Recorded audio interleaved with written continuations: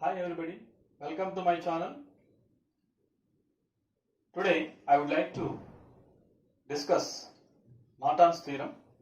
In the previous session we have seen Thevenin's theorem and the problems related to that.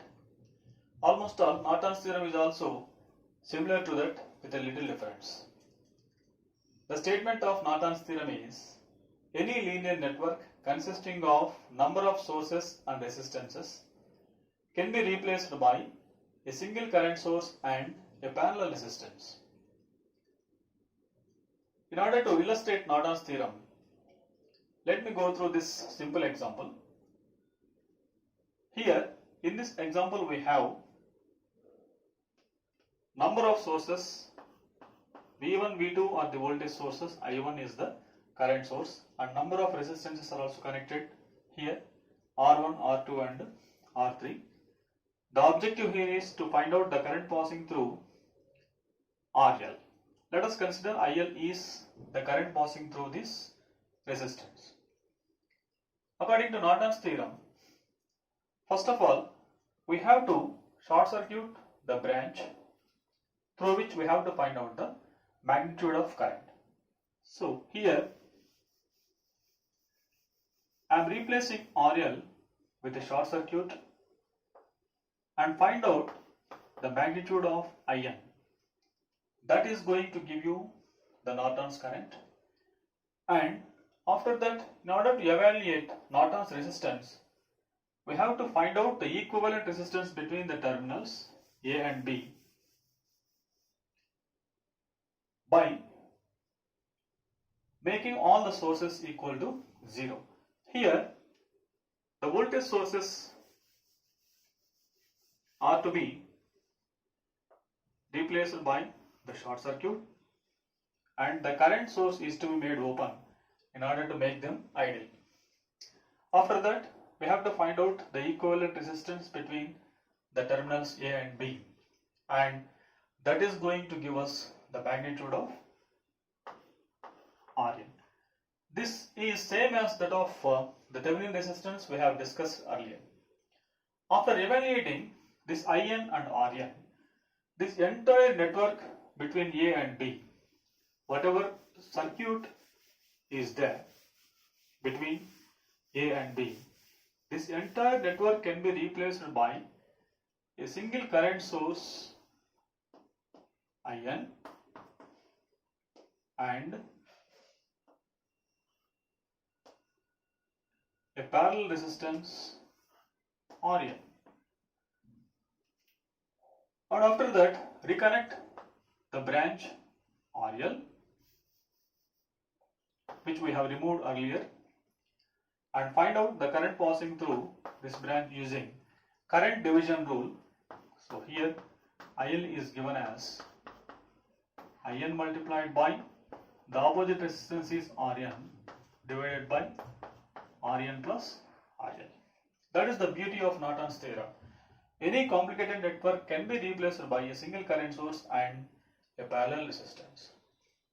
Here we can have some duality between this Norton's theorem and the previous theorem, that is Thevenin's theorem.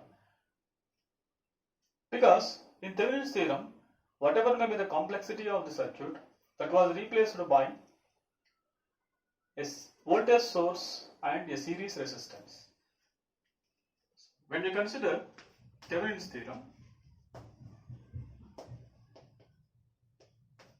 whatever may be the complexity of the circuit, that was replaced by V Thevenin and a series resistance R Thevenin between the terminals A and B. That is the reason why these two are considered as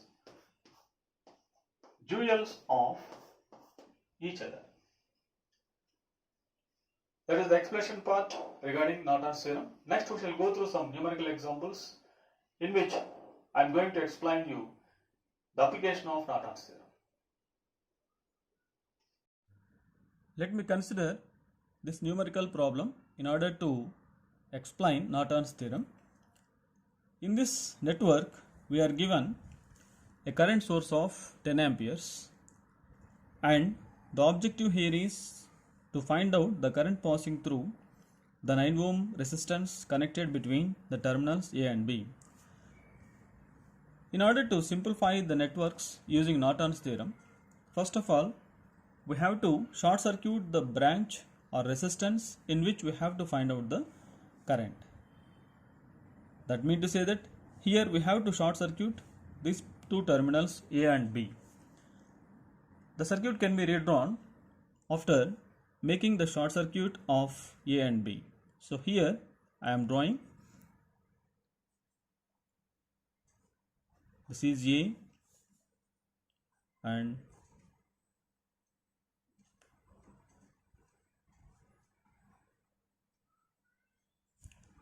5 ohms, 4 ohms, 9 ohms is being replaced by a short circuit, and whatever current passes through this short circuit is known as Norton's current. And if you observe this circuit carefully, the 10 amps current passes this way, and at this junction it divides into two paths, two circuits. One is through this path 4 ohms and another one is, say this is I1, and another current is through 5 ohm resistance and completes the path like this. We can say that these two resistances are connected in parallel, and we need to find out the current passing through 4 ohms resistance, which is nothing but our Norton's current IN. So IN now is given as the total current is 10 multiplied by, using current division rule here, opposite resistance is 5 divided by, the total resistance is 5 plus 4, 9, and this will give us 5.55 amperes. And once we evaluate the Norton's current, the next thing is to find out Norton's resistance. And in order to evaluate the magnitude of Norton's resistance, we have to make the sources equal to 0 and find out the equivalent resistance between the terminals A and B. So here I am drawing the circuit for evaluating the value of R Norton, 5 ohms. As we have got current source here, in order to make it idle we have to open it. So the current source is being open circuited.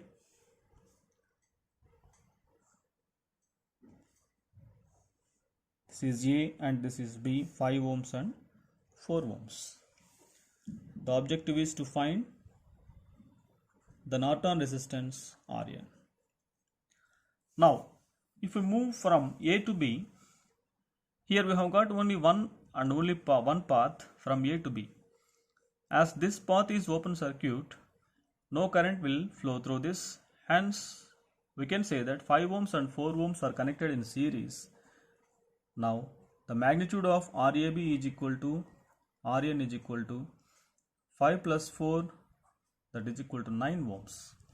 And once we evaluate the magnitude of Rn and In, we can construct Norton's equivalent,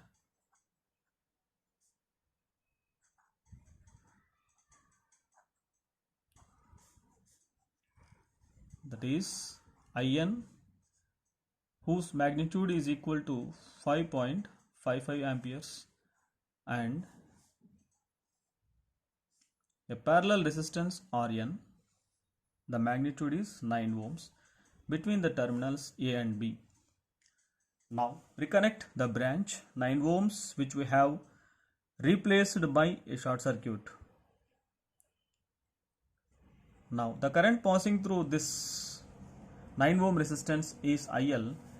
It is given by IL is equal to, the total current is 5.55 amperes multiplied by, as the two resistances are same, the current equally divides between these two resistances, or else you can use current division rule. to evaluate this 9 by 18. That gives you the magnitude of 2.778 amperes flowing from A to B. Always we have to mention the direction of flow of current through the branch, whether it is going downwards or upwards or right side or left side. So here the current is flowing from downwards, that is from A to B. That is how we can simplify the problems using Norton's theorem. In next video I shall go through some more numerical problems using Norton's theorem. Please subscribe to my channel for getting updates. Thank you.